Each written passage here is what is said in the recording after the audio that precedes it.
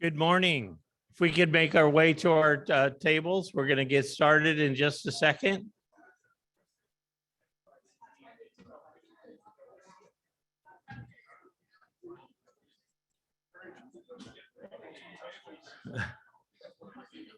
Yeah.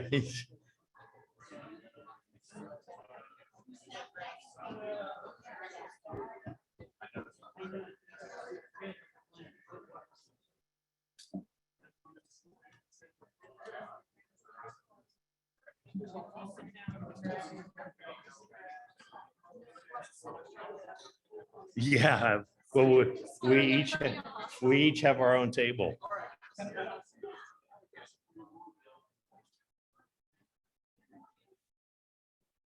Well, good morning. Welcome to the December meeting for the North County Estate Planning Council, San Diego.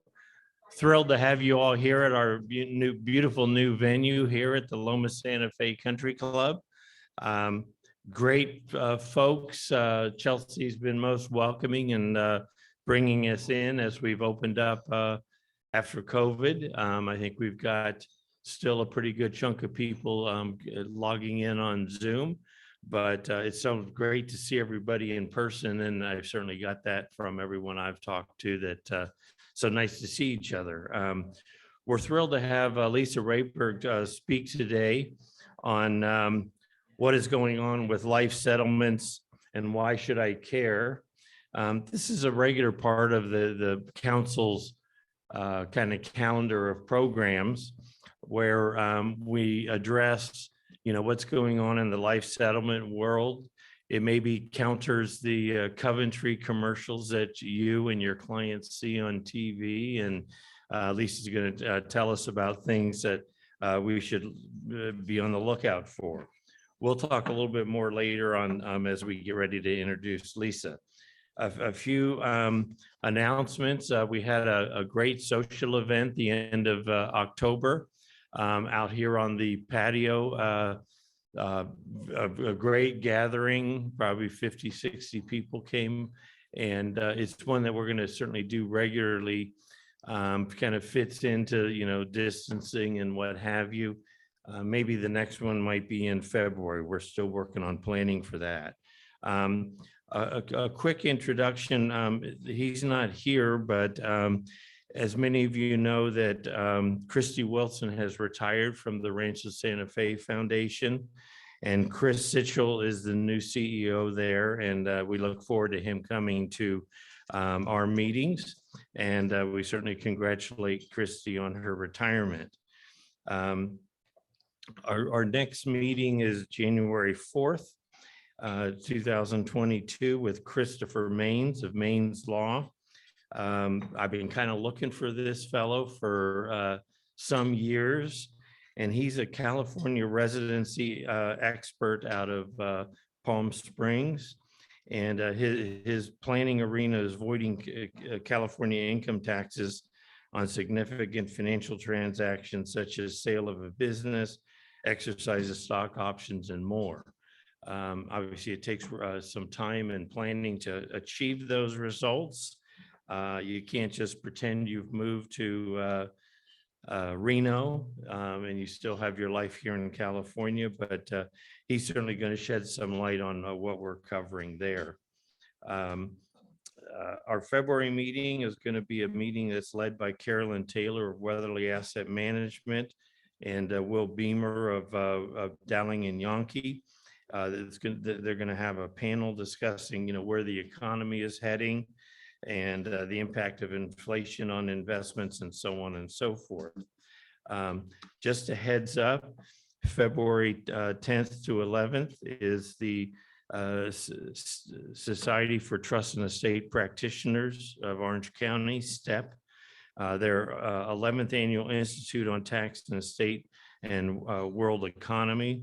It's been a great conference every year and I've been at most of them, but we've got Larry Brody, Andy Katzenstein, Jerry Hesh, Jared Doyle, and Paul Lee, amongst others.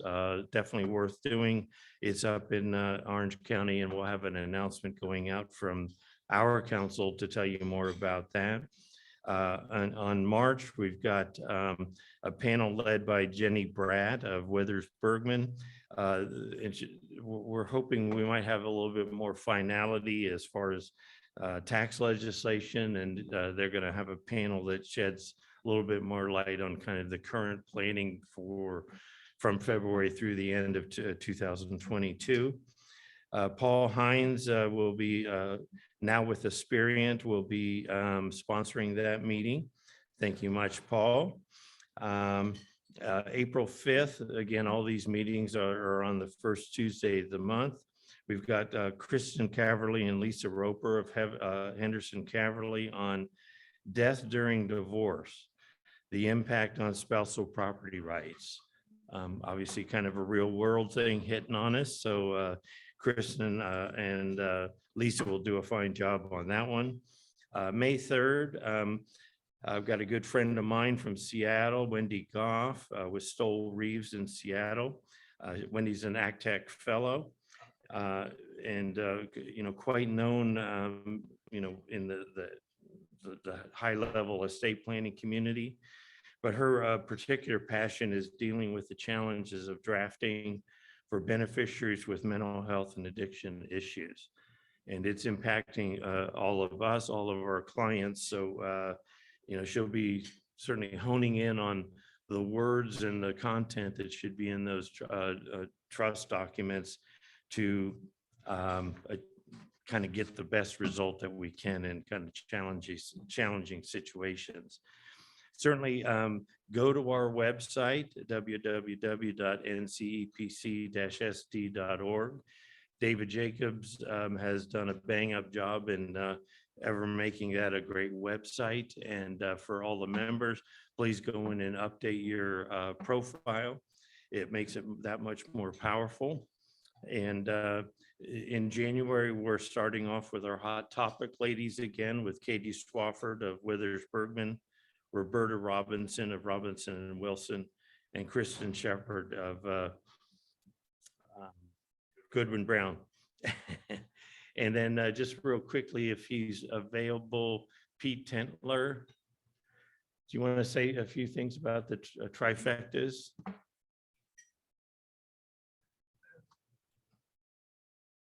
Thank you. The trifecta bowl is a little light today, and that's our fault. We didn't get the bowl out here sooner than I expected. So those of you who are not familiar, the trifecta is an opportunity. Thank you, Bill.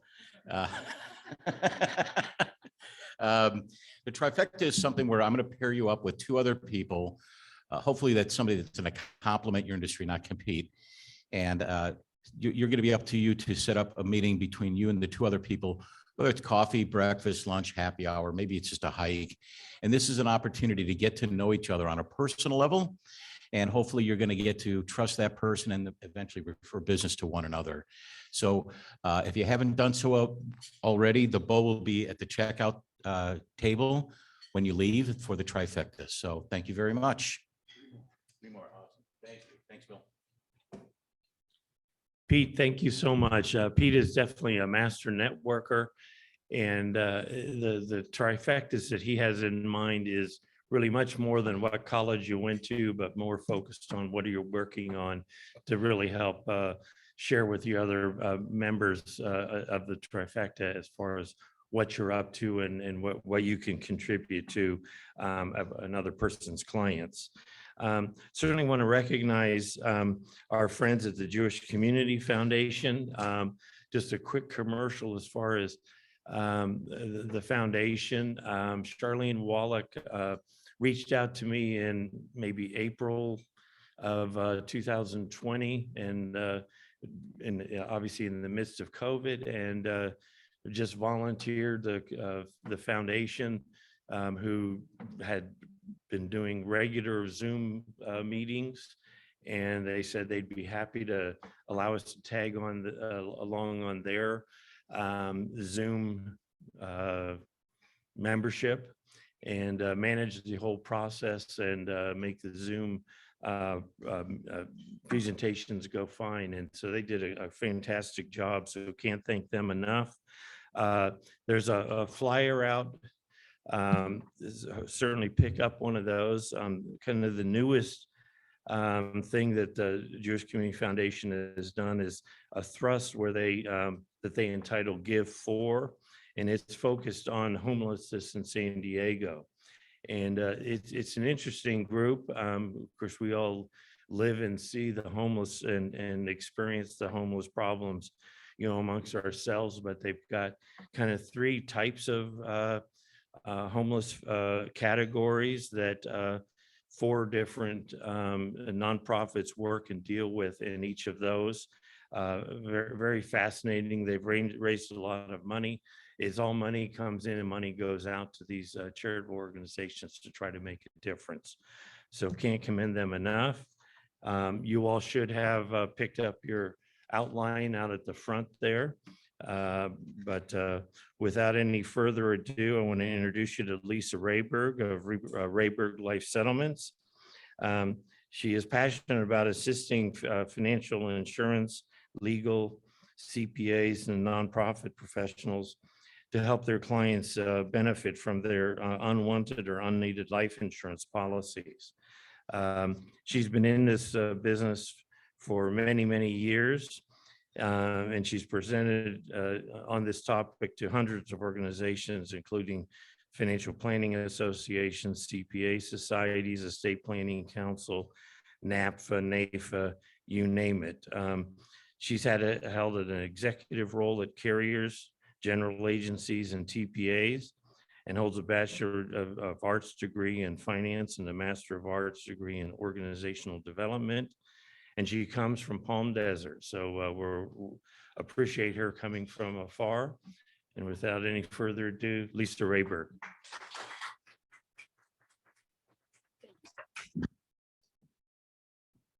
And it didn't break. Fabulous. Good morning, everybody. Thank you so much for your time, Bill. Thank you for that fabulous introduction. And is everybody ready to talk about life settlements before 8 o'clock in the morning? Yay, woohoo. I am. I'm excited about it. So what in the world is going on with life settlements? And a lot of people will say, okay, Lisa, I get it. If I'm a life insurance agent or my financial advisor, you know, that might fit into my world, but what if I'm a CPA? What if I'm in healthcare? What if I'm a nonprofit? What if I'm a fiduciary? Why do I care about life settlements, right? How does that fit in the picture? So I'm hoping at the end of this presentation, you'll see how this can not only fit in the picture for your clients, but also it can help your business as well. So that's what we'll talk about this morning. And with no further ado, can you advance the slide for me, please? I know, double duty. Crossover.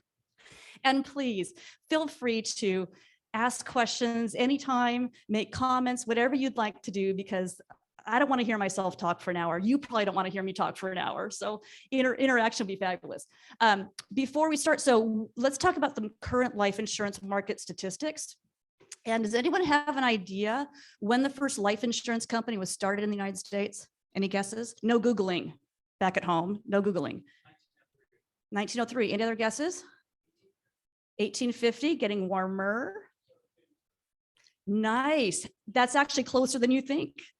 1759.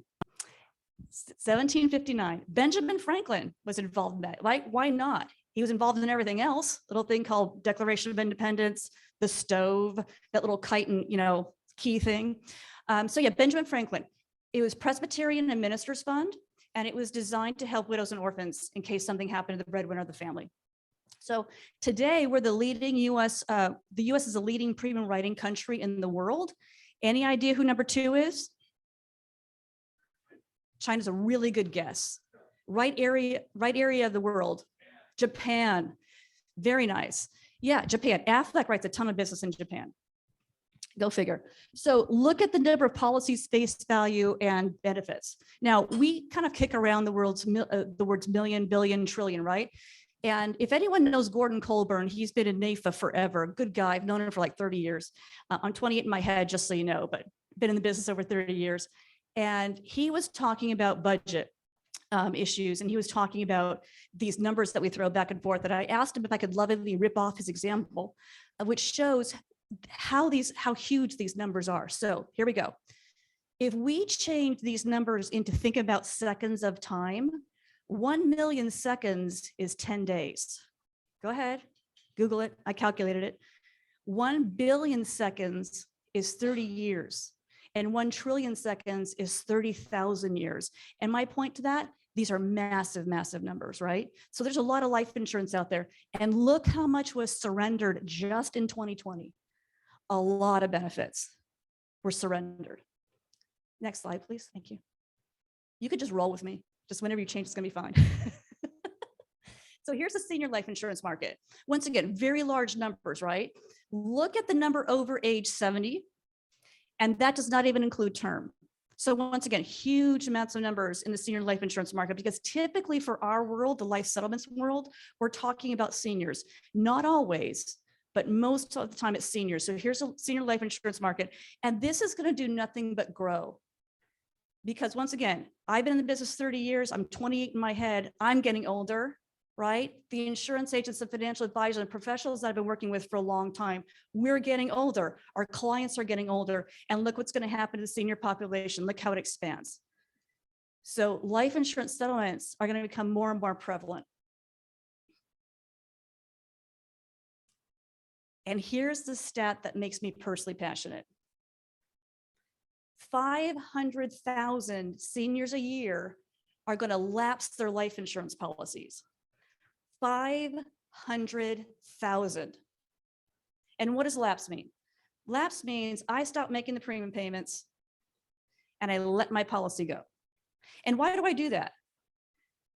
I don't want the policy anymore. I don't need the policy anymore. I can't afford the policy anymore. What I bought the policy for 10, 20, 30 years ago is no longer a concern. My house is paid off. My kids are gone. Maybe a spouse has passed away, whatever it is. I don't need this thing anymore. I'm letting it go. 500,000. And look at the difference. Now, grant you, this study is a few years old. So back then there was only 1,250 life settlements. Last year, there's about 3,000, but still massive gap, right? Between 500,000 and 3,000. And I'm not going to tell you that all 500,000 could be sold, but I'm telling you an awful lot more than 3,000 could have. And the reason is they just don't know that there's another option. But 90% said, had I known about it, I would have considered it. And that really is what this is about. Just giving people options so that they know what the right thing to do is for them and their family, with your guidance, of course. So what is this thing? A life settlement is just a financial transaction. So think about your car, think about your house. These are assets you own, right? So is your life insurance policy. It's an asset you own. And as an asset that you own, you can sell it. The process is called the life settlement. What happens is a buyer, typically an investor group, is going to purchase the policy. They're going to become the new owner. They're going to pay the premium. They're going to be the beneficiary. That's why they're willing to give clients cash today, right? It's an investment for them. We'll talk about why in a minute. Well, a few minutes. But bottom line is it's an investment for them. So I can transfer my life insurance policy over to you today, to Bill, to Paul, to Charlene, to anybody. Don't tell my husband, but I can do it, right? Change of ownership form, like a pink slip. A life settlement, that's what makes the process go.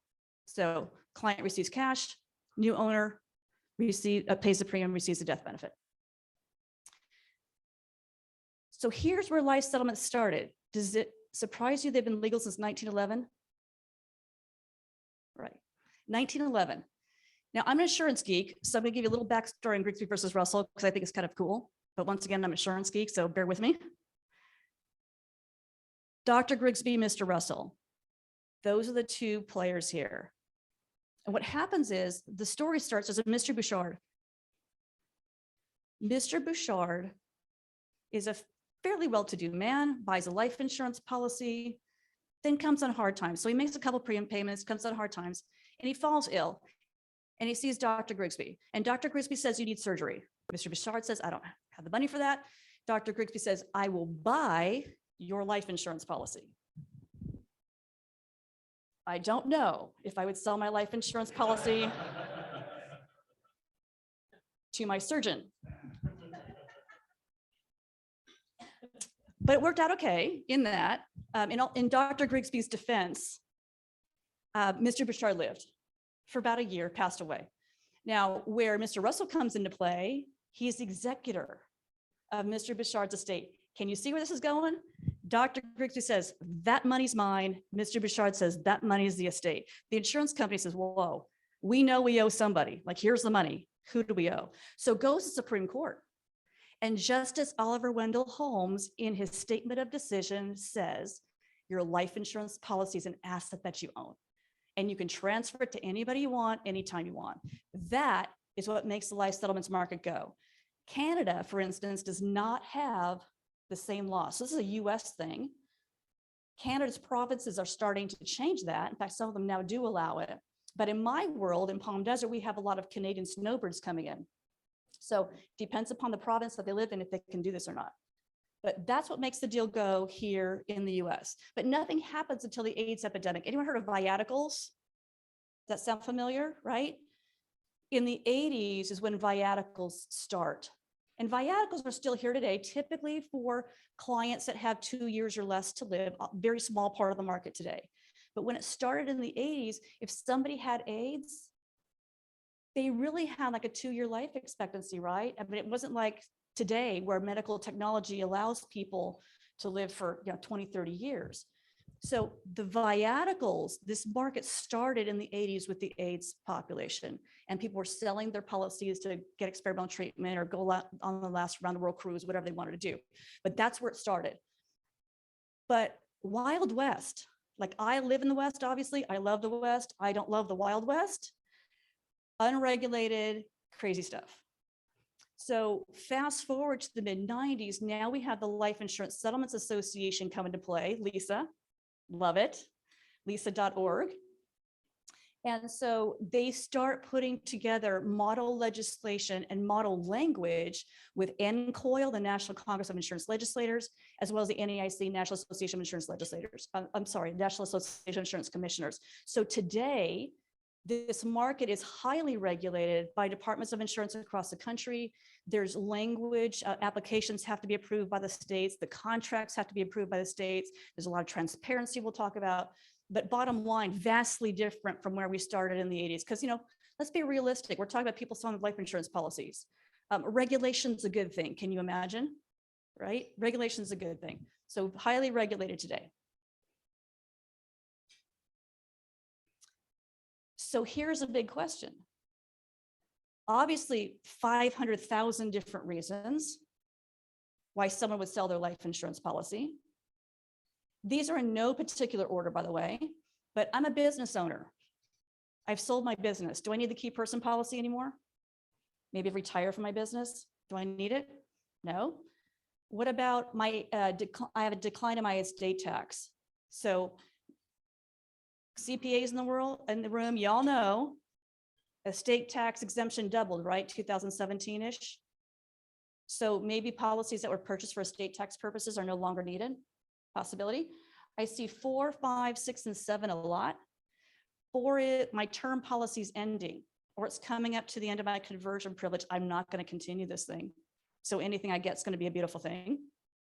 It could be I've retired and these premiums do not fit in my retirement budget anymore. I talked to a client, found 95 years old.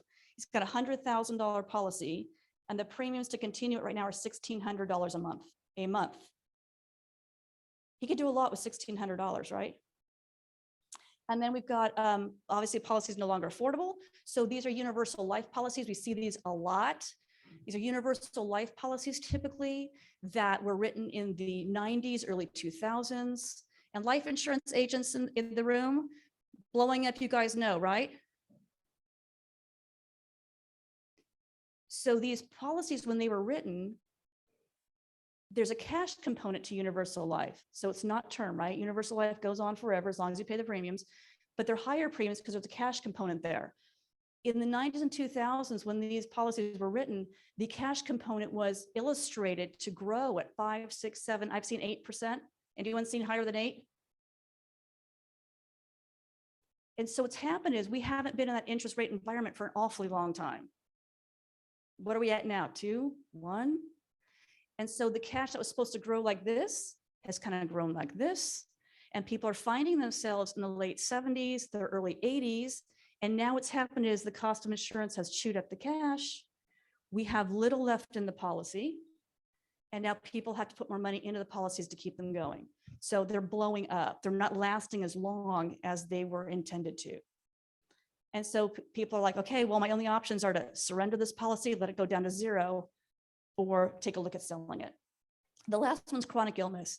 If I'm trying to find a way to pay for assisted living, for home care, for memory care, for maybe I need to age in place, maybe I need to take care of a sick spouse, then this can be a way to do that. I'll give you an example. I was talking to I was referred by the ALS Association.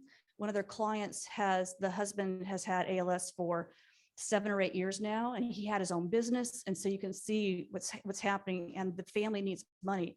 Fortunately, they have 3 life insurance policies. So we can take a look at all 3 and see which one makes sense for them, right? To sell, to be able to take care of their family. So a lot of different, obviously 500,000 different reasons. And any type of life insurance policy can qualify. So before I go on, any questions, concerns, comments? Okay, seriously, do you need coffee? Yes, sir.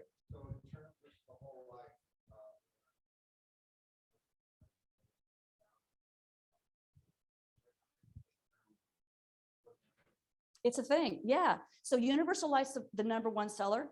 Term is actually #2, and then whole is #3. And typically, the beautiful thing is our market's very, very fluid. That's good news and bad news. So it's very, very flexible. To whole typically is the 3rd, only because their premiums tend to be so much higher to keep those policies going. But yeah, universal #1, term #2. No. So back to your point, how in the world can term get sold, right? It ends. 97, 98% of the time, term policies need to be convertible. And we can't, so inside term policies, there is usually, not always, but usually a conversion period where you can convert this policy into universal life or whole life, right? Something permanent that's not going to end. Because you're right, investors aren't going to want to buy something that ends, typically. And typically the policy has to be convertible and not past the conversion deadline, 97, 98% of the time. Now, we're selling policies right now that are not convertible, but in order to make those numbers go, the client needs to have some significant health issues, a much shorter life expectancy. So what happens after term policy ends, it doesn't mean that your coverage ends. If it's not convertible, you can continue that term policy, but it goes into annual renewable term mode, what we geeks call ART. And what happens in ART is those premiums jump, and they jump every year. So the premiums become much more unpredictable, and they become significantly higher, which is why non-convertible terms can be sold, but that's why they're only 2 to 3% of the market, and some with more significant health issues. So for instance, I'll give you an example. We have a client with a $400,000 term policy. It literally ended in September. The client does have active lung cancer, has been managing it. So not in a viatical situation, but does have active lung cancer. And you say, Lisa, why in the world do they want to sell that policy? Because I asked, right? I'm not here to talk anybody out of life insurance policy. And she said, the premiums to continue this are $11,000 for the first year. We just don't have the money. I don't want to pay for that. So we sold the policy for $145,000, and they were thrilled because they're going to walk away with zero. But that's an example of an ART policy that will sell. Yes, ma'am.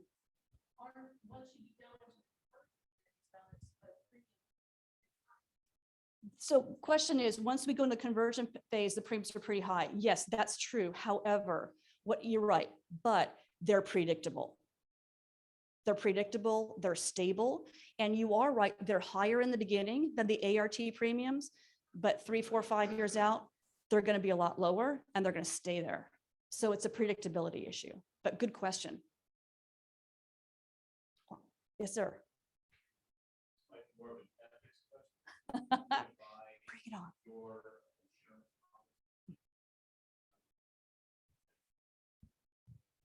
It's not an ethics question. So they don't request a medical exam. What happens is they, meaning the buyer, is going to underwrite for life expectancy based upon medical records. So no medical, medical records. So no paramedic, no medical exam, none of that. But part of the process of marketing a policy is obtaining the client's medical records for the last 3 to 5 years, depending upon what the situation is. So that's how they underwrite. Any other questions? Okay, diving in. So we're seeing a lot of secondary policies right now too, as well, where once again, those policy premiums are starting to get pretty expensive. And sometimes one spouse has passed away already and the other spouse is like, what do I need this thing for? Or sometimes both spouses are still here. I've got a client right now where both of them are in their 90s and they're like, this thing is just killing us.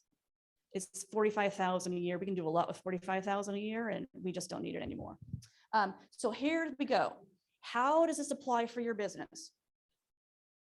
So financial advisors, insurance agents, y'all know, right? You're talking to clients, you see their assets, you know when a policy is going to make sense or not. But what if you're a CPA?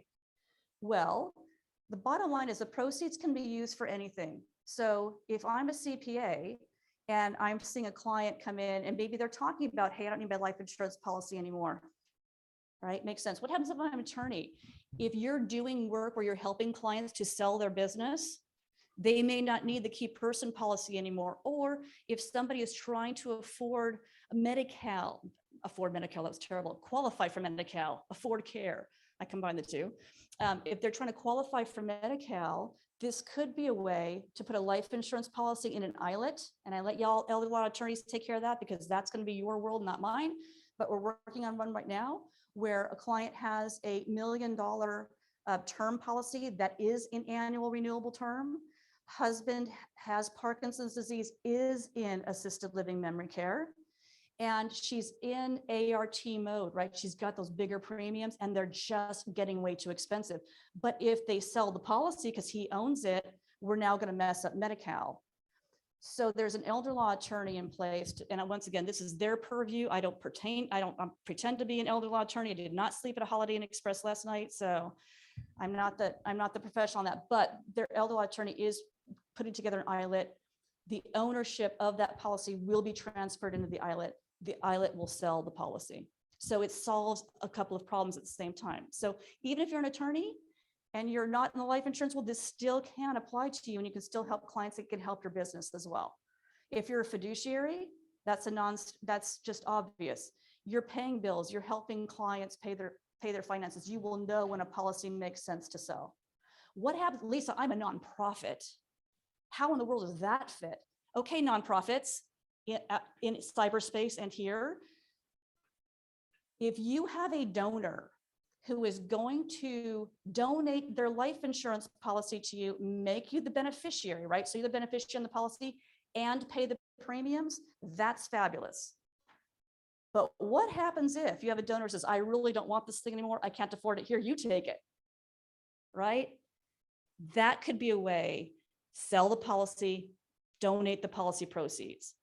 I mean, how do you know your donors are still continuing to make the policy premiums? What happens if they call you and say, okay, I can't make these premiums anymore? Sell the policy, donate the proceeds. So this can be a solution for nonprofits and donors as well. I mean, you have a non-performing asset, right? This thing is sitting here, it's going to go away. Why not make it productive and donate to a nonprofit? If you're in the healthcare world, how in the world does this apply? If you have clients who are trying to figure out ways to pay for home care, right, assisted living, memory care, this can be another way to do that because the proceeds are unlimited. When you sell your car and you sell your house, you can do anything with the money that you want. Same thing. It's an asset that you're selling. You do anything with the money that you want.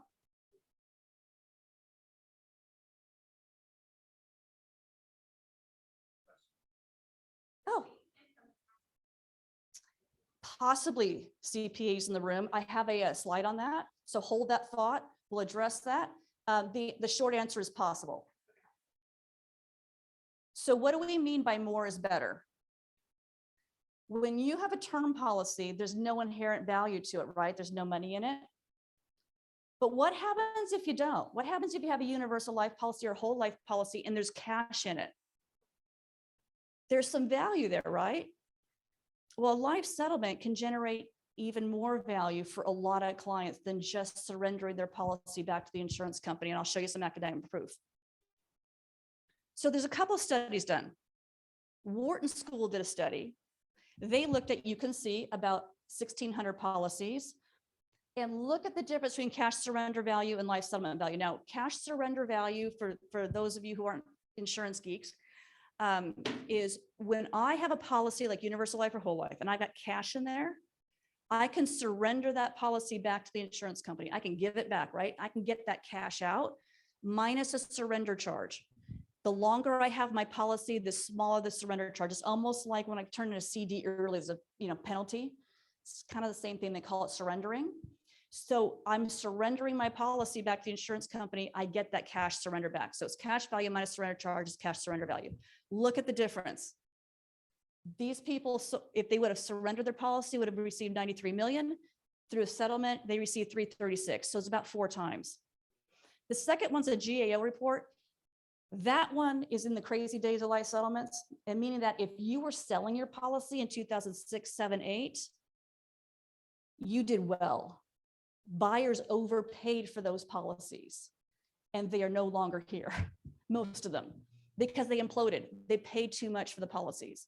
Good news is that buyers today are much more conservative because we need them. We need buyers, obviously, to make our market go. If you've got a supply of policies, we need healthy buyers and healthy investors to make this go. But this was the go-go days of life settlements where people were overpaying for policies. So you'll see that this is going to be about 8 times. I put it on here just because it's GAO, but it's not really accurate. Today, 2013 London Business School, much more robust study, 9,000 different policies. You can see the death benefit. It corroborated the Wharton School. So today we like to say 3 to 5 times cash surrender value on average when a client sells their policy versus surrendering it. And we have them all over the mark. I mean, here's my this is my personal opinion. Of course, I'm biased. But if any of your clients are looking to surrender their policy, look at a life settlement. It may be a better option. It may not be a better option, but at least you're looking at it to be able to make the right decision, right? So for instance, we have a client right now, $300,000 universal life policy. The cash in the policy is $11,000. The kids own the policy. The policy premiums are $30,000 a year to continue the policy. It's pretty expensive. So we were able to get them $21,000. Once again, last time I checked, 21 beats 11. We've got a $200,000 policy we're selling. Her policy blew up. It has $600 of cash in it. So she surrendered that to the insurance company. She gets $600. She just cashed a check for $95,000. Last time I checked, I'm a finance major, so but it was a long time ago. Last time I checked, $600 is less than $95,000. So point is, it all depends upon a client situation, but if they're going to surrender it, please look at a life settlement because it can be more beneficial for them. Anyone know this guy? He looks familiar? I mean, I know it's like 8:30 in the morning, but he still looks familiar, right? Yeah, Warren Buffett. He's been involved in this since the mid-90s. We've got Steven Schwartzman from the Blackstone Group. My point to you here is this is not your next door neighbor buying your policy. This is typically hedge funds, mutual funds, college endowment funds. The state of Michigan is $500 million invested in these things. So this is institutional money. Any thought as to why they are doing this? Why would someone want, what'd you say? It's profitable. No dummies, right? It's profitable. On average, the return on these 9 to 13%. And I will tell you, the market right now is really, really good. More and more investor money is coming in. That's a beautiful thing. They have money in their pockets. They need to spend it. So we are seeing even more borderline cases that 2 years ago weren't going to sell. And that is a beautiful thing. So 9 to 13%. There's another reason they do it. Financial advisors in the room. There you go, non-correlated. It is taxable, by the way, for the investors. Because what happens is when you sell, because when you sell a policy, it now changes the nature of the policy, right? It's not a life insurance policy anymore, it's an investment. So it changes it. But yet non-correlated. So what does that mean? I don't know, but it's a great word. You're so funny, Paul. Yeah, not correlated. So are life insurance policies tied to the stock market? No, right? Are they tied to the price of oil? No. Are they tied to what's going on in the world? No. They're not tied to anything. So they're a non-correlated asset. So these geniuses are taking a small slice of their portfolio to diversify it. So we've got good returns, we got diversification on top of it, and that's their motivation. But here's the way I look at it. It works out well for everybody. Once again, when we have supply, we've got to have someone buying them. So it works out well for the clients. It works out well for the investor groups as well. So how do you go about selling a policy? Like, where do you even start? Well, there's two different ways. You can go direct to buyers. There is a big one advertising all over TV, and there's another big one that's starting to advertise, Coventry Direct. I'll just do that. And they're good. We work with them. They are good. They do a good job. But here's so positive, negative to either way you do this. If you go direct to a buyer like Coventry and you call the 800 number, you are working directly with the source, right? So you're going to save a broker's commission. The downside, though, is that they, no disrespect, they are trying to get policies as inexpensively as possible. And do you blame them? If you're buying a car, you're buying a house, are you trying to pay the most amount of money for it? No, right? You're trying to pay the least amount. Same thing. They're trying to get the policy as inexpensively as possible. And if there's only one offer on the policy, why would they have any incentive to increase the price? If you only have one offer on your house, how easy is it to get more money out of that buyer? It's not. The other challenge is, unlike real estate, we're very similar to real estate in a lot of different ways, but unlike real estate, there's no comps. How do you know what your life insurance policy is worth? You don't know until it's marketed. Now, a broker will market it. Here's the downside to a broker marketing it. The broker's paid commission, bottom line. But I will tell you, a broker works with 30 different Coventrys or 10 different Coventrys or whatever, how many Coventrys. They work with many different buyers. And what happens is that allows the broker to work different relationships and get the most money for a client's policy. A broker's fiduciary duty is to the client. A buyer's fiduciary duty is to their pocketbook. And once again, no disrespect. So I know when a broker markets a policy, that's the maximum amount of value for the policy, for a client's policy. So two different ways to do it.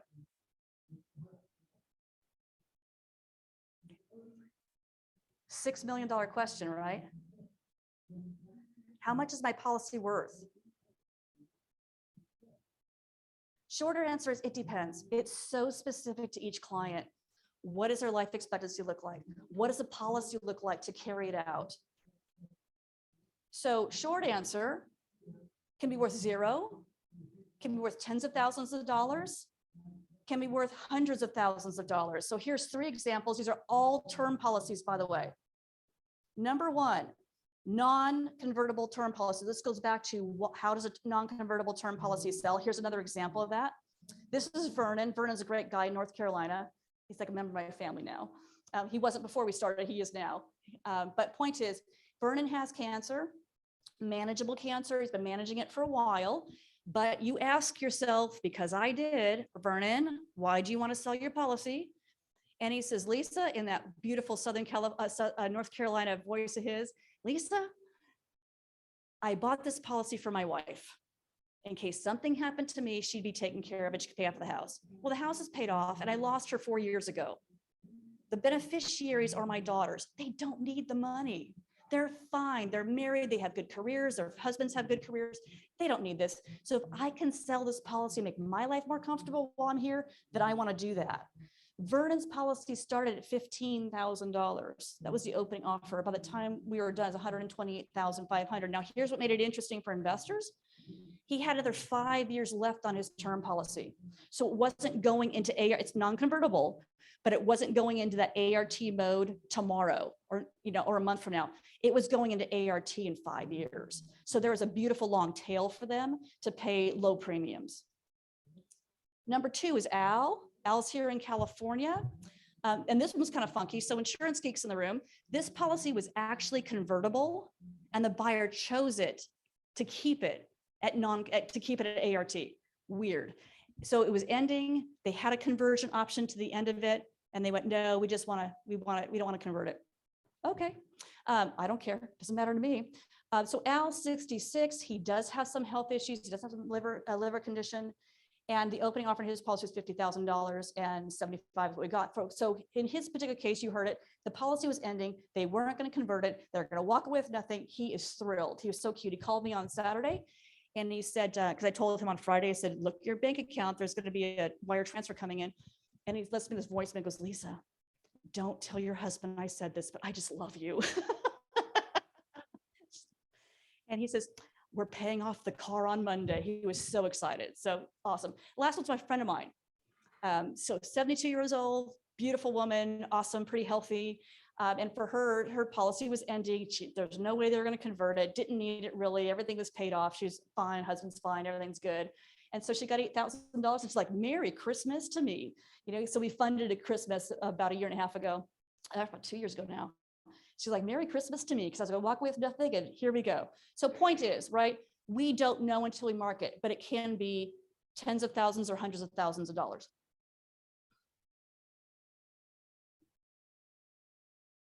Okay, so here we go. Taxes. All right, CPAs in the room and in cyberspace. I always tell clients, I am not a tax professional. So here comes the caveat. I am not a tax professional, right? Please consult your tax professionals and your financial advisors. But it can be taxable. So CPAs in the room and on cyberspace. If I am wrong, you correct me. What happens here is premiums that are put into the policy are a basis. So when you buy a house, if you buy a house for $100,000 and you sell it for $50,000, you shouldn't be taxed on the $50,000, right? It's underneath your basis. It's the same thing. Premiums paid into the policy are a basis. So most of the time, the settlement is underneath that basis, should not have a taxable event. Now, what happens like in Vernon's case, where it's clearly over the basis? This man has not paid $128,500 into his policy. On term, typically, and once again, CPAs, like slap me if I'm wrong, typically long-term capital gains. Because once again, people have had these policies for quite some time, right? They're not holding them for 6 months. Now, it gets a little more tricky with universal life, and here's where this gets funky. If you've got a basis here, and you've got cash value up here, there's a little corridor there. As I understand it, typical life insurance taxation is ordinary income in that little corridor. So no tax here, ordinary income in a little corridor, and then long-term capital gains on top of that.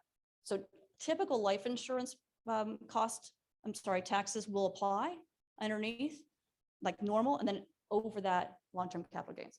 So there's the answer to your question. That's the possibly answer. But once again, remember my clients I was telling you about walking away from the term policy, just got 145,000, they don't care about taxes. They're like, ooh, zero? Even if, 145,000 taxed. Once again, finance major from a long time ago, that still makes a lot of sense.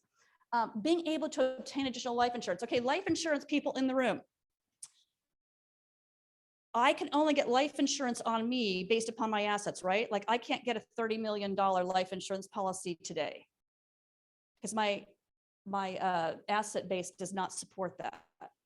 Remember, when people sell their life insurance policy, they're still insured. So if I have $1 million, let's just say opportunity, meaning that life insurance companies say, at least you can only get $1 million of life insurance on you. And I got a $500,000 policy and I sell that policy, I can't get another $1 million.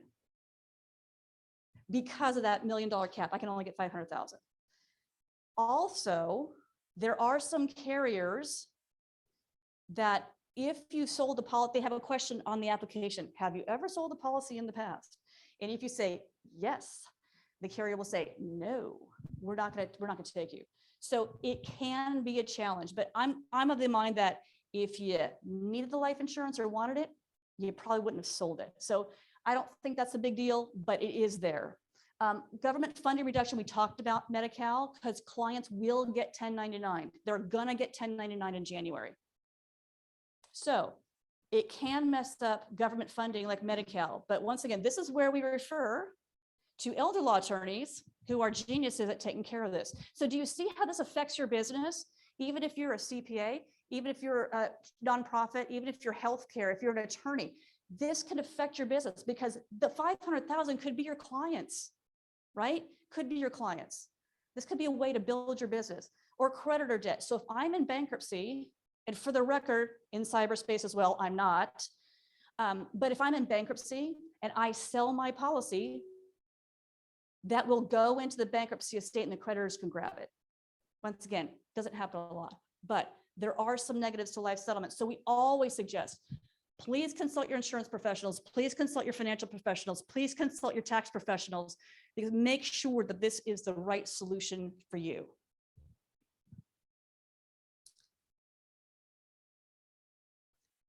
How are we doing on time, Bill? I just want to make sure I'm very sensitive to people's time. Okay, we're good.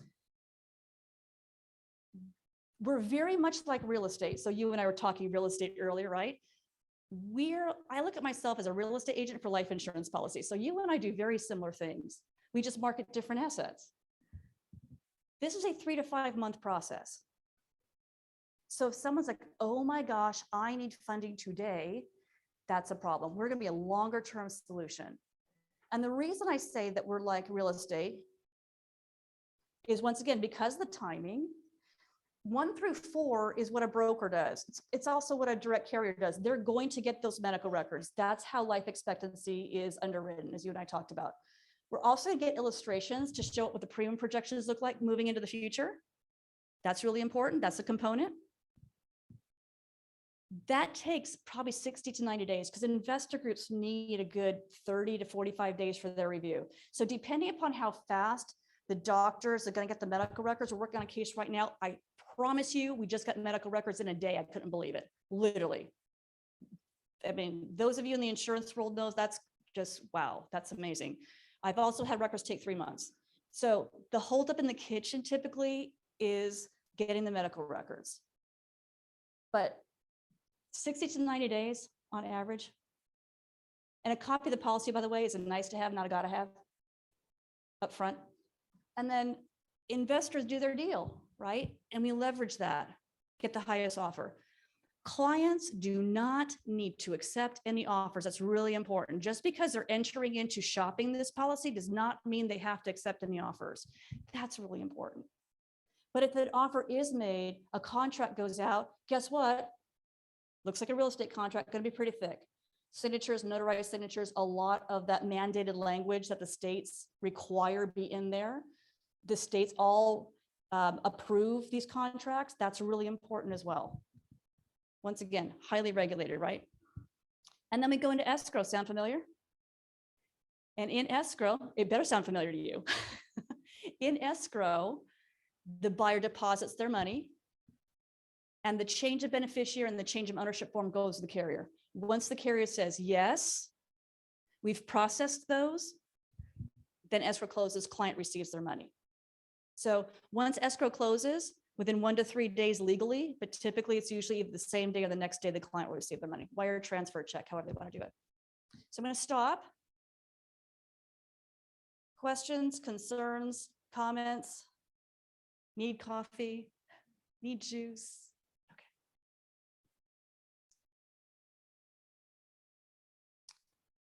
What do we mean by transparency? It means that nothing we do is under the table. If the client is working with if you and the client are working with a life settlement broker, commissions are disclosed, client needs to sign off on them. That's important.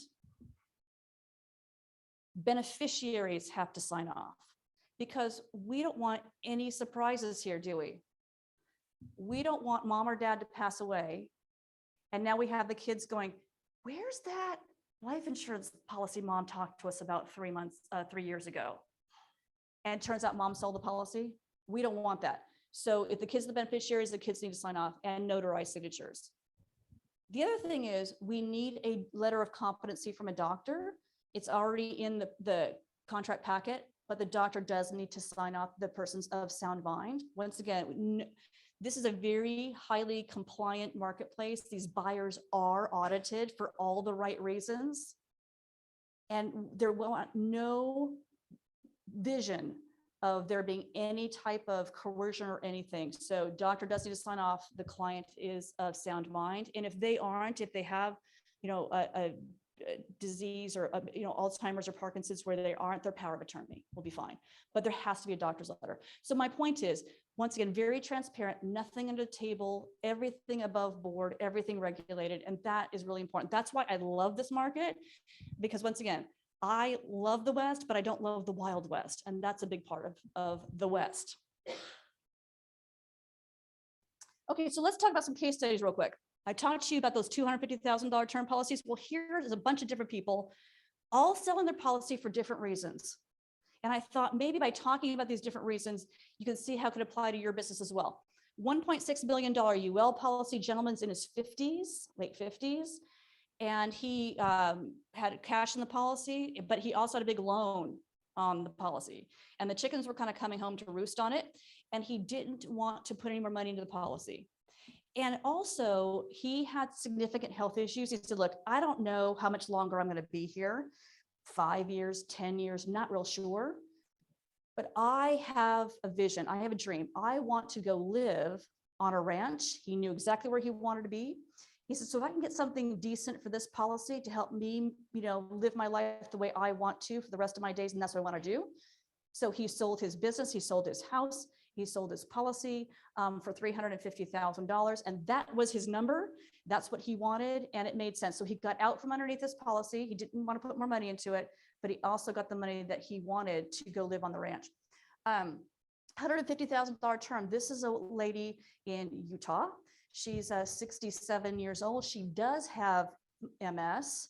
However, she's still functional, meaning that she's fine, but she knows she's not going to be. At some point in time, right, in the future, she's not going to be. And guess who the beneficiary was on this term policy? Ex-husband. Operative word here is ex. So she's like, why am I doing this? So she's repurposing this asset, right? I don't need this policy anymore. They don't have any kids. There's no one she wanted to leave it to. She's like, no, I'm going to repurpose this once again to give me the care needs that I know, or help me get my care needs that I know that I'm going to need. Don't know when, but I know I'm going to need them.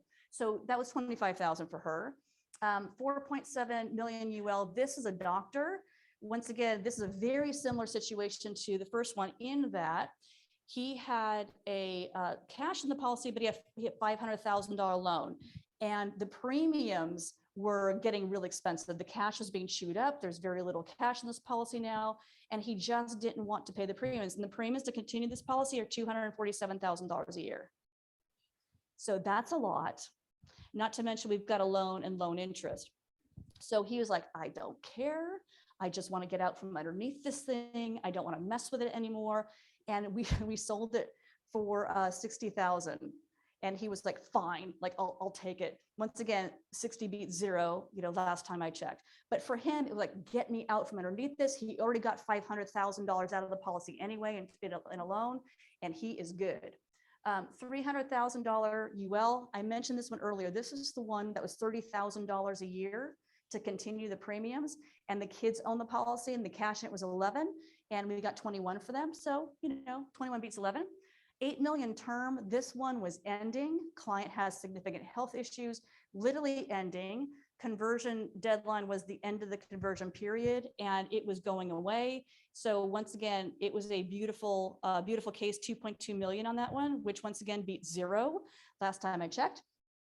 85,000 UL. This gentleman was 88 years old. This is an example of a UL policy as well blowing up. He was just, look, he's fairly healthy as a matter of fact, but he's 85. And so he's like, I just don't want to pay these premiums. We sold it for 10,000, and he's like, awesome, because there was no cash in the policy.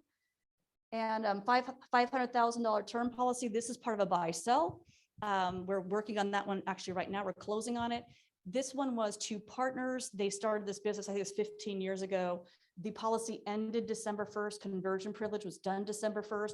And the two partners said, look, we're not going to convert this. We're not going to continue it. They can't get new insurance anyway. You might as well sell it and get something. And we sold it for $5,000. But this, once again, this was a really neat little deal in that once again, we're going to get zero. So 5,000 is better than zero. And they're going to split it. So 2,500 apiece. And in this particular case, this was what I call a borderline case, meaning that client was a little younger, had some health issues, nothing terribly significant. So 2 years ago, this policy might not have sold at all, but because we have more money coming in, we have more niche funds coming in, they're like, yes, I call them cowboy funds. Like, woohoo, we'll take a flyer on that. Why not? We have a couple of those that are working that way, which is, once again, great for our clients, because 2 years ago, it would have been zero. We wouldn't be able to get any offers for it. So that, once again, if you're an attorney, you work on people selling their business. If you are in a nonprofit world, if you're in a healthcare world, can you see how this works? That this can affect your clients and it can affect your business. Yes, ma'am.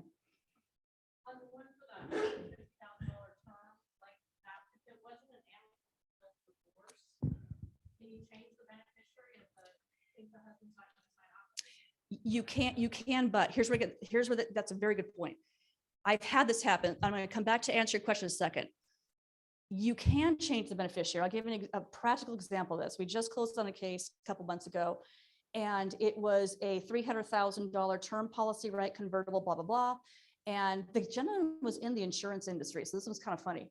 And I said, okay, well, when we get a contract, we need to know exactly who the insurance company has as the owner of the policy and the beneficiary. We already know the insured, right? Because we've got to match that. The change forms have to match everything. So he says, oh yeah, it's my wife. Well, go through the contracts and the change forms in the carrier, and the insurance company's like, no, it's not just your wife. Your wife's on for 65%. 5 kids are on for 35%, 7% apiece. He's like, oh, you're kidding. And I'm like, you're in the insurance business. Like,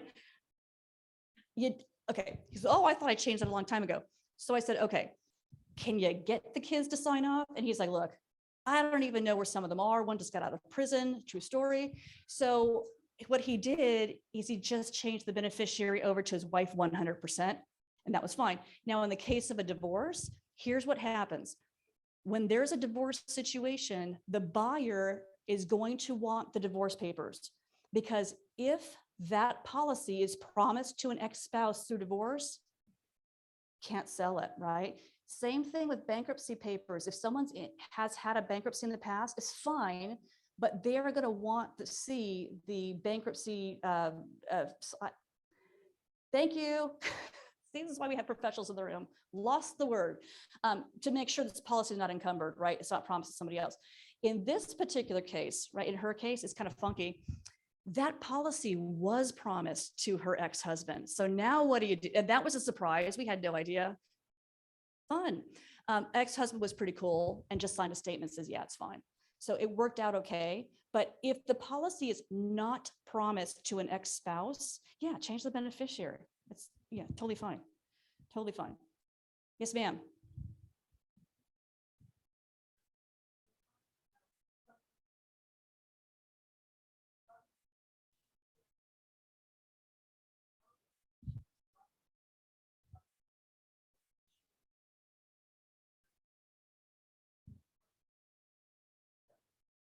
Good questions. Okay, so question number one is, who is selling the policy? And number two, can a power of attorney sell it? So the answer to the question number one is the owner of the policy can sell it. I got a funky story about that one I'm working on right now. The owner of the policy sells it, and the owner of the policy receives the proceeds. So thank you for the question, because I probably was not as explicit on that as I should have been. So I have a funky one going on right now. I have a gentleman whose uncle purchased an insurance policy on an insured, bought the insurance policy, and I'm telling you 20 years ago, like, this person was not supposed to live this long, and here he is. The uncle has died, has given it to his nephew, and the insured is actually really cool. He's actually trying to help the nephew sell the policy, and he's just kind of too healthy. So we bartered this policy like 2 years ago, and they came back to me last week and said, Lisa, can we try again? So these two gentlemen are not related, except for the fact that this person owns the policy on this other person. And so when it sells, this gentleman over here will receive the money. That's highly unusual, right? Normally the owners are a trust or the spouse or whatever. Back to your point about a power of attorney, short answer is that if you're a power of attorney, like let's just say that the policy is in a trust and people, the trustee maybe is incapacitated or whatever, and there's a power of attorney for that, yeah, that's fine. The power of attorney can work on it. They will need obviously the power of attorney ahead of time, have all the documentation in place, but that's fine. Because like what I was telling you about with the ILET, with the $1 million term policy, with the we're selling it in ILET, that's a power of attorney situation. Okay, good questions. Yes. Has COVID changed the pricing of maintenance? You know, it hasn't. It depends. If somebody has underlying health conditions and has had COVID, it'll have a minor effect because the investor groups are rightly so very conservative. They have to assume, like for instance, I was marketing a policy of a 64-year-old gentleman, had diabetes, had blood pressure problems, clearly could, overweight, the whole 9 yards. And I couldn't sell the policy because the premiums were pretty high. And you say, well, he can't get new insurance. Yes, but the investors are assuming that he goes to Jenny Craig tomorrow, loses all the weight, right? So he no longer has the blood pressure issues. He no longer has the diabetes issues. So my point is that it can have a minor effect if you've got someone with very serious health issues and has had COVID, and maybe there is a history of long COVID, possibly, but not a lot. They're going to assume that person's going to get better, it's going to be fine, because they have to, right? Otherwise, you're like the buyer who has this policy for 20 years, and he's like, Lisa, this thing is just killing me. I want to get out from underneath it, and he can't. So, good question. So the answer is a little bit. Okay, so 8 myths of life settlements. Because I talk to a lot of people who go, first of all, I never heard of this, or isn't that a little weird, or ew, right? Ew, this is just kind of creepy. Once again, that was Wild West, not the West today. So here's some myths that when I'm speaking to people. Myth number 1, oh, you must be talking about permanent policies, right? Got to be universal life for whole life. Why would anyone buy term? We do know term can be sold because it has to be 97, 98% of the time, term policies need to be convertible. Yes. Most people sell their policies to pay medical bills. Not true. Not true. 99.99% of the clients that we work with are not selling their policies to pay medical bills.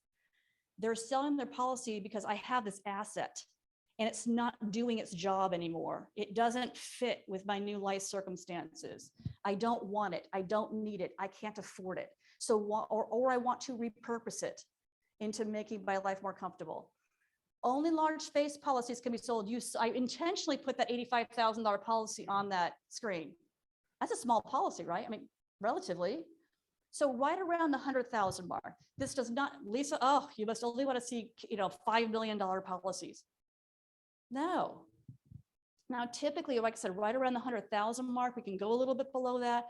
But if we're talking about the 10,000, 25,000 final expense policies, there's just not going to be a lot of money there for the clients. I mean, technically it's possible, but they should probably just keep that for their families. Only the sick sell their policy. Not true. When we talk about the valuations that investors are willing to pay on these policies, they are looking at 3 primary things. We talked about it a little briefly. Number 1, what are the premiums that they're going to have to pay? Makes sense. It's all internal rate of return for them. What are the premiums they're going to have to pay? For how long? What do they think this person's life expectancy is versus the face value of the policy? So clearly, the lower the premium, the more money the policy is worth. The shorter the life expectancy, the more money the policy is worth. These investors are looking for clients typically 10 to 15 years of life expectancy or less. We do have some pension funds that are 20 years. But once again, shorter the life expectancy, if somebody has a 4 or 5 year life expectancy, that policy is worth more money than someone's got a 10 or 15 year life expectancy. Makes sense, right? So only the sick seller policy is not true. The older somebody is, the healthier they can be because they'll fit in that 10 to 15 year life expectancy. If somebody's 80 years old, typically they'll fit into that window, right? The younger somebody is, truly the more health issues, once again, to fit into that 10 to 15 year life expectancy window. So it doesn't have to be only the sick. I work on healthy 85-year-olds. I've got a healthy 92-year-old right now. I should be so lucky to be 92 and healthy. investors only want people in their 80s or 90s. To be clear, it was someone is in their 80s or 90s, every investor is in the pool, like everyone's looking at it. But they don't have to be. Like I said, we can work on it with clients of all ages. And clients do not need to sell their entire policy. They do not need to sell their whole policy. Two ways. One is term policy. Client wants to maintain part of that coverage themselves. We had a $300,000 term policy. Client wanted to maintain $100,000 of it. They can do that. And then we'll sell the other 200. They're gonna get rid of it anyway. So anything that gets the bonus, right? In that particular case, it was like $3,000, but they're like, awesome. Or if the offer is high enough, let's just say you have a universal life policy. If the offer is high enough, sometimes we can retain a death benefit. It just depends upon the particular situation. So maybe a client's got $1 million policy and they want to retain $50,000 of it. If the offer is high enough, what will happen is instead of an all cash offer, the cash will be lower and they'll retain a death benefit in an irrevocable trust for the beneficiaries. Let's get a small one. So there's some flexibility. Clients don't have to get rid of the entire policy, but we've had it where clients have had 2 policies and they've sold one to fund the other. Only wealthy clients benefit. This is for everybody, right? $100,000 or more. Most of my clients are not wealthy, although we have, now I got a funny story. We just sold the policy of a gentleman that lives in a $55 million mansion in Beverly Hills. $420,000 policy. Now, why you have a $420,000 policy and you live in a $55 million mansion, I do not know. I'm assuming he might have gotten it before he was wealthy. But point is, clearly he can afford the premiums, right? The policy was going to be $150,000 to carry it out for the next 10 years. In his mind, he's like, look, my family, 420,000 is like, doesn't really matter. And I can do a lot with $150,000. So we wound up selling it for $30,000, which wound up being his mortgage payment that month. But point is, it's not just for the wealthy. This is for everybody. Most of our clients are not in that situation. It's for everybody. And this is not illegal. And it is well regulated. So besides Stoli being a vodka, which you all may want, listening to life settlements at 8:45 in the morning, stranger originated life insurance. This is not what this is. Stoli is illegal, should be illegal. Stoli is a stranger buying a life insurance policy on another stranger. Back in the day, which was not that long ago, strangers are going up to seniors and say, psst, let me buy a life insurance policy on you. And I'll pay the premiums for a couple of years, but after the first 2 years, I'll become the beneficiary, or I'll pay you money to get life insurance on you. Okay. Can't do that because in a life insurance contract, insurance agents in the room, there has to be insurable interest. Right. So Stoli is illegal because there's no insurable interest, should be, but that is not what we're talking about now. Why? Because when these policies were written 10, 20, 30 years ago, who's the beneficiary? It's the kids, it's the trust, it's the business partner, it's the spouse or ex-spouse, right, in that case. But point is, there is insurable interest. All we're doing is transferring the pink slip, transferring ownership to another owner, which once again, I can do right now to any of you in the room with a change of ownership form. That's all we're talking about. We're just changing ownership. There is insurable interest on these policies.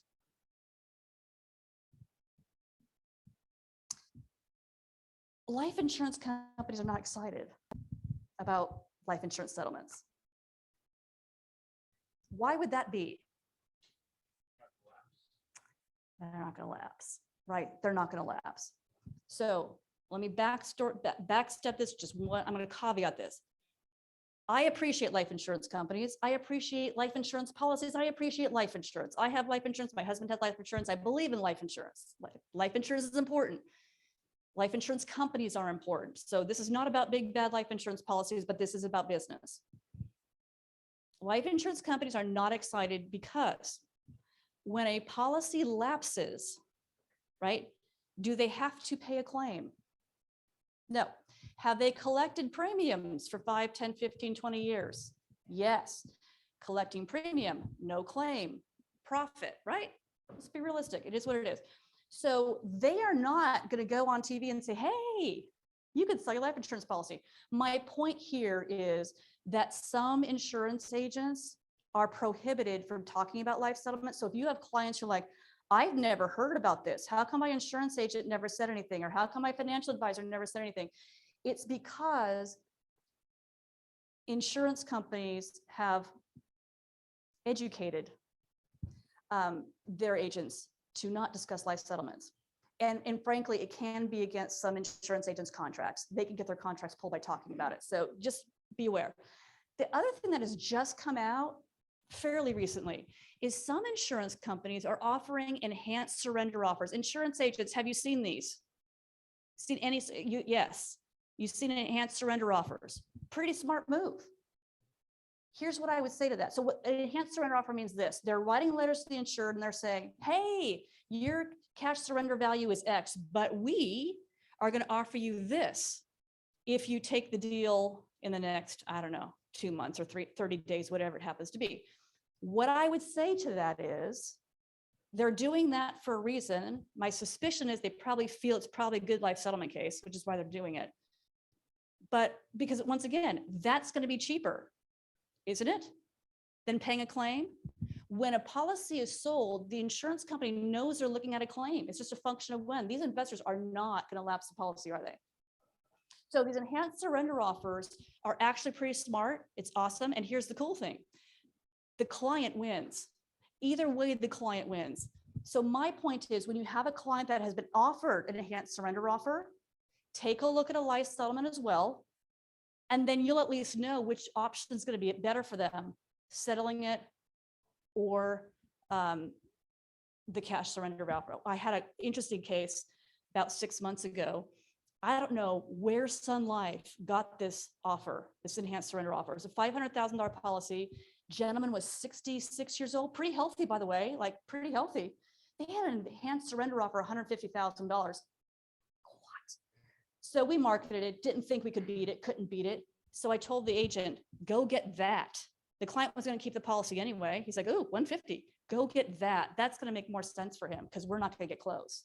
And like I said, we did market it, didn't get any offers. So, but the client knew with his agent which way was best for him. But yeah, enhanced surrender offers are now out there. So does this apply to my clients? Attorneys, we talked about it, right? Elder law attorneys, ILITs, business sale, CPAs. This could be a state tax issue. Buy-sell agreements are in there. Once again, as part of your holistic financial planning, life settlements can impact your clients and impact your business. Charitable organizations, we know, great way to get donations. If a donor does not need their policy anymore, why not sell it and make that donation? Fiduciaries, you're paying the bills. Daily money managers paying the bills. You'll know when a life insurance is starting to get too cumbersome or a client doesn't need it. Financial advisors, we already know. Healthcare organizations, we know, great way to pay for assisted living, because sometimes people don't want to do a reverse mortgage on their house to pay for care, right? They want to leave the house to the kids, maybe. Reverse mortgages have their place, don't get me wrong, but maybe people want to, give the house to their kids. So sometimes people have less of an emotional attachment to a life insurance policy than they do their house. Insurance agents, when a policy is sold and now a client has $128,500 or $300,000, their number one could be more money under management for your businesses. Number two, what happens if they need an annuity, or maybe they need, Medicare or long-term care insurance or whatever it happens to be. Maybe the client who sold their policy can't get long-term care insurance, but the healthy spouse needs it. So my point is there can be additional product sales there. And then reverse mortgage professionals, if any are reverse mortgage professionals in the room, if you have a client who is short to sell their policy, there's not enough equity in the house. Selling a life insurance policy can be used to reduce that mortgage. Now they have enough equity to sell, to qualify for reverse mortgage. So all these professionals, I know sometimes it kind of looks disparate, like how do all these tie to life settlements, but they do, because they can enhance your business.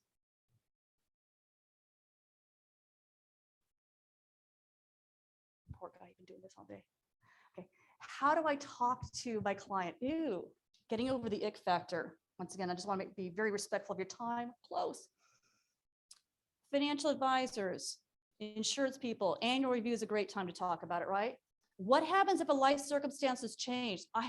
I'm talking to a mediator right now who's a divorce mediator. He's like, Lisa, I've got a couple 92 and 95. They both have life insurance policies on each other and they hate each other. So selling, I don't ask. I just go with it. I trust him. But point is, life circumstances changed. Maybe their budgets changed, right? I'm on a retirement budget, can't afford the policy anymore. Do they really want to keep the policy? Do they still want to keep the policy? My spouse has passed away. I'm ready to lapse or surrender. I have insurance agents who are diving into their block of business that are looking for cash values in their policies of less than $1,000 because they know that those clients are going to probably be having to put a new cash infusion into the policy. They're actively reaching out to those clients. And that, remember that $200,000 policy where she had $600 and she got $95,000? That was an insurance agent actively reaching out, seeing that that policy had $600 of cash in, and called her and said, look, you're gonna have to put more cash in the policy. She says, I can't afford it. So she was gonna get $600 had he not reached out. Or looking for term policies that are close to conversion. And obviously, if someone's looking for funding for long-term care costs, that's obvious. If you've got people who are like, I'm trying to figure out how to pay for memory care, once again, it's just on the list of, if you're in the healthcare world trying to help clients afford their care needs, that's pretty, just put life settlements on the list. And is it right for your clients? We're almost done. You've almost survived. Is it right for your clients? Maybe, maybe not. What I'm here to tell you is that it is not right for all clients. It shouldn't be right for all clients. But in certain circumstances, and certainly 500,000 seniors a year, it's appropriate to at least talk about it or look into it, so that you and your clients and donors can make the right decision for them and their family. I'm not here to talk anybody out of their life insurance policy. I'm not here to convince you to talk anybody out of their life insurance policy. What I am saying is that in certain circumstances, it can be the right solution. And I love delivering checks, or I love making the phone call and saying, hey, a wire transfer's on the way. How fun is that? So this is me. I do have cards on the table, and I do just a monthly e-blast. So if you'd like to be a part of our e-blast, please do let me know. Give me your card and I'd be happy to put you on the list. But bottom line is, we're here to help people benefit from their unwanted, unneeded, unaffordable life insurance policies. We are life settlements brokers. We do work nationwide. And it is an absolute privilege to be here today. I'm so grateful for your time, and I'm so grateful to you, Bill Super, for allowing me the honor to be here today. Any questions that I can answer? You guys have just you're awesome. So need coffee. Any questions on cyberspace? On Zoom? Yes, sir. Sorry, I'm trying to get at, but you brought up a really good point earlier, which was, showing clients how, if they've got multiple policies, how they can sell one. Right. And realized this about 20 years ago, when this first started developing. I started structuring the policies instead of, say, a client policy kids. Let's do 3 $1 million policies instead, and that sets you up the flexibility in the future. Hey, we got 3 policies. We don't need one of them. Let's sell one of them. So, if you think about the end result 20 or 30 years down the road, I think that impacts how you structure the policy. Absolutely. And the other things, that's a great point. The other thing that I see insurance agents doing as well now is they're looking at, when clients want term policies, they're looking at the conversion options, because sometimes these policies are like, I'm 5 years on the policy and my conversion option has ended. So they're looking for carriers that have conversion options that are as long into the future as possible to give clients the most amount of options. It's a super good point, and people feel that term insurance is a commodity, and it's not a commodity. And the difference, one of the differences is the conversion feature. Do they like to convert 10 years into your 30-year term or 30 years into your 30-year term? That might have an impact on pricing, but a huge impact on the long-term performance flexibility. Also, some of them are very bad. They know who converts. It's typically people who are sure. So, a lot of carriers now limiting you to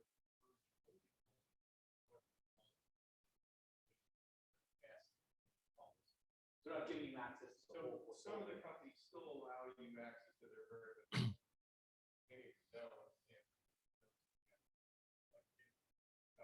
they limit you to. Anyway, No. the conversions is important. I'm talking about that particular. Well, thank you so much, Lisa. Really appreciate we really appreciate your enthusiasm. David and George, great comments here at the end there as far as just other things that an advanced life insurance broker thinks about. I think really all of us, and I'm out of the CPA world, but so here we are coming up on tax season shortly, Chuck, and it really ought to be on every one of our client checklists as far as asking the question, do you have a policy that you think you don't need? And I think we really want to be in the part of the group of 3,000 that took advantage of the situation where it worked compared to the 500,000 that just let policies lapse. So it's not for everyone, but it certainly is something that should be explored with everyone. Hope you all have a happy holiday season. And we'll see you right after the new year for Christopher Maines of Maines Law on California residency planning for large transactions. Thanks so much. See you then.